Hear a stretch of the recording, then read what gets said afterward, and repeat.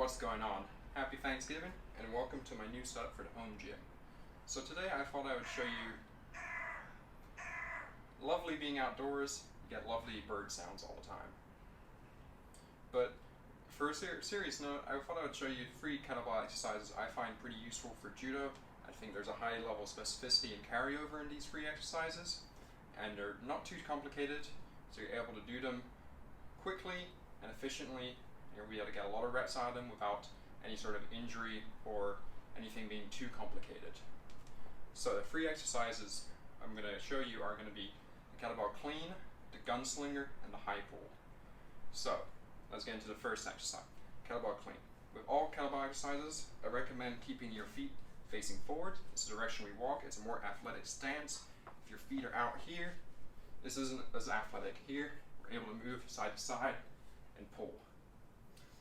So we're going to start with a kettlebell in front of us, and we're going to hinge at the hips. We reach forward, thumb facing back, and we hike the kettlebell back. And we clean it. It's pretty simple. Once we're up here, little dip in our hips, and we're going to throw the kettlebell out forward and back. And in order to put the kettlebell back down, swing it back to its original position. So, some of the key points on the kettlebell clean.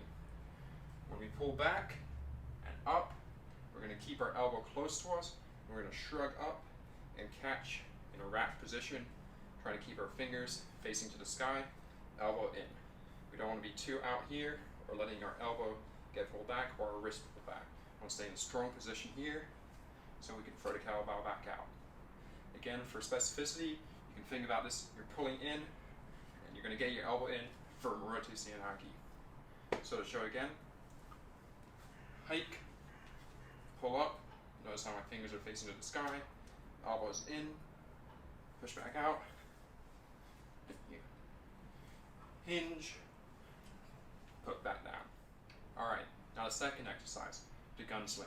It's a little bit of a simpler exercise than the Kettlebell Clean, however, it's a pretty useful one, and if you can't quite do it clean, this is a good alternative, but both are good together. So again, kettlebell in front of us, we're going to hinge at the hips, pull forward, thumb back. Hike the kettlebell back, pull, Gunslinger. Put the kettlebell back down safely. So some key points to this. We're going to pull back, and once we're up, glutes and quads tensed, we pull back and keep the elbow back in. So similar to how in the kettlebell clean we're trying to keep our elbow in, we're letting it come out, we're pulling it back in, and then we punch back out and hinge. So again, in terms of specificity, you can think about this pulling someone's sleeve into you here. So you're trying to use your legs to pull, you're getting that cross-body stabilization, a little bit of rotation, and so it's a pretty good exercise. I'll show it one more time. So we're hinged, hike, pull. Pull, punch.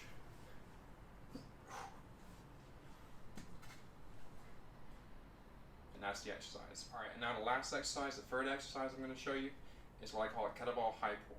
It's very similar to a snatch high pull, and this exercise can help lead in and prepare you for a kettlebell snatch. So, what we're going to do, same position, hinge, pull, thumb facing back, hike the kettlebell back, and we're going to do a high pull. And we're going to punch it, back down, and repeat. Hup. Hup.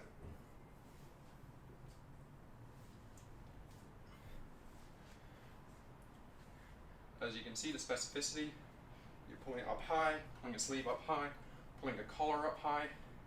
It's a very useful pattern to train and get a lot of repetitions in, build up that back capacity, that pulling capacity, while building up that movement pattern of using your legs and your hands and your back together. Now one more time.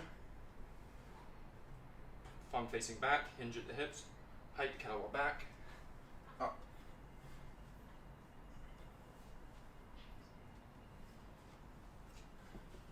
Alright, those are 3 pretty useful kettlebell exercises. I'd say very useful for judo or any sort of wrestling or combat sport. All of them have that cross-body twisting stabilization that you'd want in judo. You're very rarely in a position with a barbell and pulling equaling on both sides. You're very often twisting, turning, and using one side to pull a lot harder than the other. So this is able to train those movement patterns in a way that's repeatable. You get a nice cyclical motion, and you're able to do a lot of repetitions. The way I'd program this is doing sort of a EMOM every minute on the minute, starting at maybe 10 reps with a weight you can do for about 10 reps. Do that for 6 to 10 minutes of each exercise on each side. Figure out how you feel when you do them. But that's sort of how I use kettlebells. Is often a every minute on the minute situation. Trying to start at 10 reps per minute, do it for about 10 minutes, 5 on each side, and then try and build up slowly to do 20 reps per minute. So that becomes a very intense 10 minutes. Alright, so I hope you enjoyed that video, and if you did, leave a like on the video, comment what you thought of the video and what you'd like to see in the future. I might try and do a little more instructional videos, show some of the exercises I use and why I use them, instead of just showing you, my workout as I do them.